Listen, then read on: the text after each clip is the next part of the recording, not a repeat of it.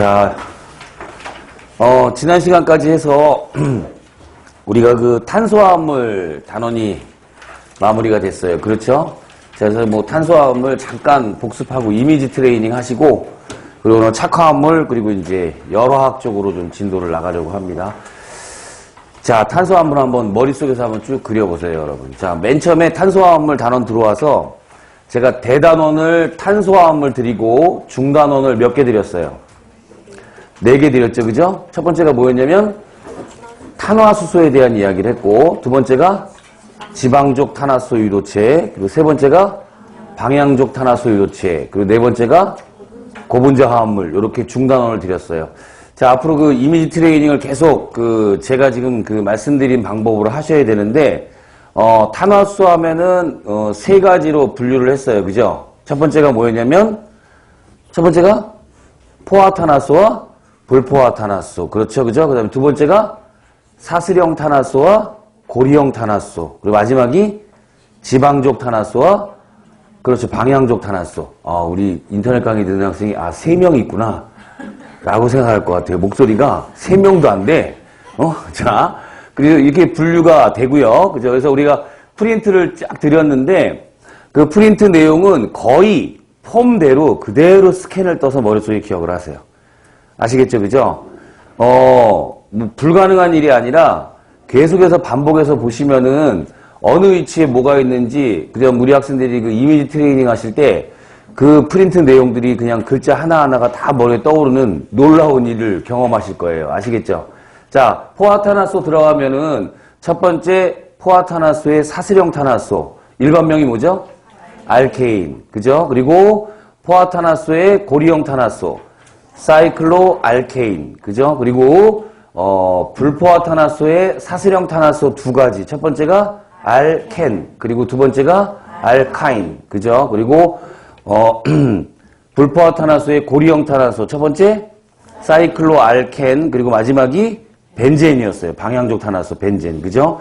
자, 뭐 특징도 있고, 그 다음에 간단한 제법 같은 것도 쭉 프린트 안에 들어가 있는데, 그런 내용들도 꼼꼼하게 기억하시는 거 잊지 말고요. 그죠?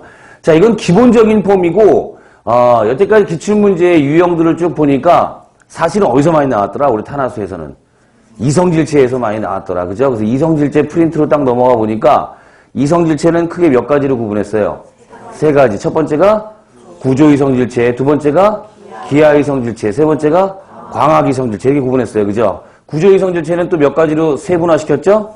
3가지. 첫 번째가 탄소골격, 두 번째가 치환기 위치, 세 번째가 작용기 이성질체, 이렇게 나눴어요. 그죠?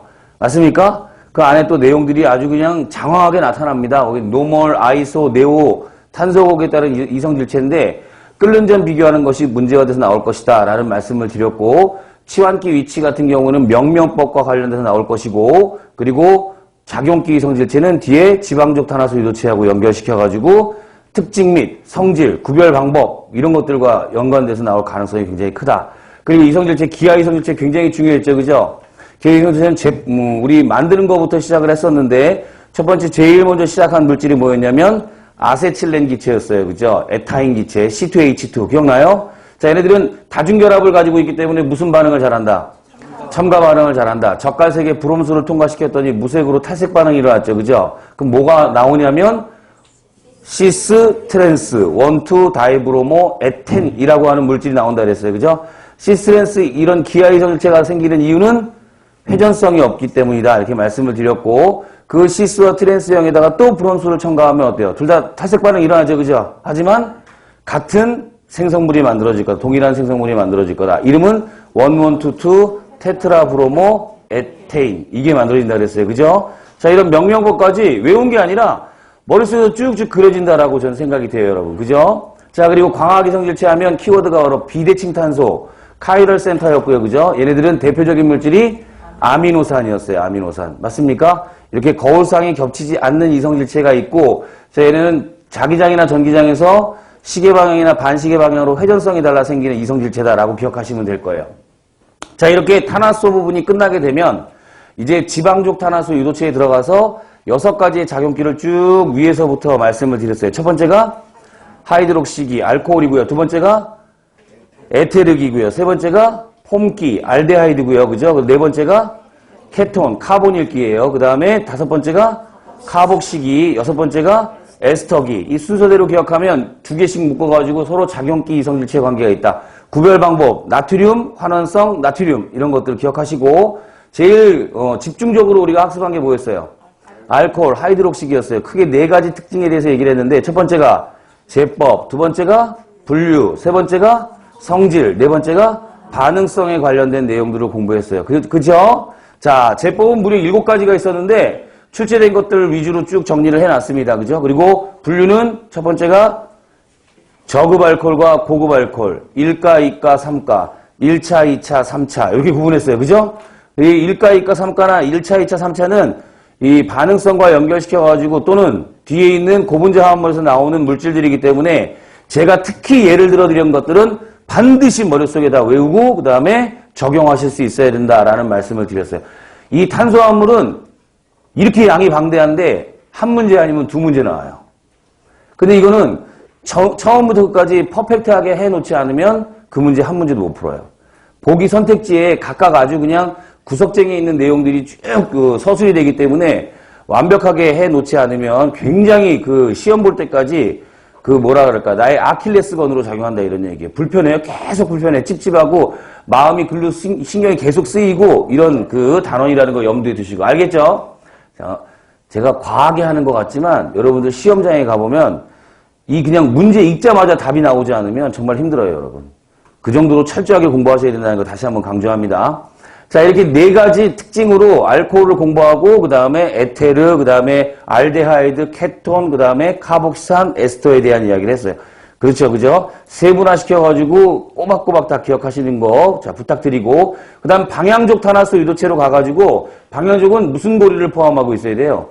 벤제인 고리를 포함하고 있어야 되고 거기에 무슨 반응이 우세하죠? 벤제는 치환 반응이 우세해요. 그래서 여기 치환기 위치에 따른 이성질체도 기억해야 될 뿐만 아니라 여러 가지 화합물들, 산화환원 반응에 의한 화합물들도 기억해달라고 했어요. 제법까지는 아니더라도 그 물질을 보면 뭐는 물질명과 그 다음에 특징들은 좀 기억을 해달라고 그랬어요. 대표적인 예 하나만 들고 이 부분 넘어가겠습니다. 벤젠고리의 CH3, 즉 수소원자 하나가 우리 알킬기로 치환되어 있는 이 물질을 뭐라고 얘기하냐면 톨루엔이라고 얘기합니다. 그죠? 자, 톨루엔을 산화시킬 거예요. 산화시키면 벤자알데하이드, 벤자알데하이드 산화시키면 벤조산이에요. 그죠? 이 알데하이드하고 카복산은 우리가 지방족 탄화수에서 배웠던 알데하이드와 카복산과 거의 유사한 성질을 가지고 있어요. 굳이 구별을 한다면 물에 대한 용해성에 대한 차이만 있을 뿐이다 라고 기억을 해달라고 말씀을 드렸어. 그렇죠? 자, 그다음 페놀류 우리가 또 이제 나눠서 공부를 했고요. 그 다음에 특히 살리실산은 알코올과도 그 다음에 카복산과도 모두 에스터화 반응을 할 수 있는 아주 중요한 물질이다 라고 말씀을 드렸고 대표적으로 메탄올과 그 다음에 아세트산을 가지고 우리 에스터화 반응을 시켰어요. 그죠? 각각 생기는 물질들 특히 아세트산과 에스터화 반응을 시키면 아세틸살리산이 만들어지고 걔는 우리가 관용명으로 아스피린이라고 한다. 그죠? 먹는 진통 해열제라고 얘기했고요. 그 다음에 우리 메탄올과 에스터화 반응을 하면은 살리실산 메틸이라고 하는 바르는 진통소염제가 만들어진다 그랬어요. 그죠? 자, 이런 내용들 기억하시기 바래요. 자, 그리고 이제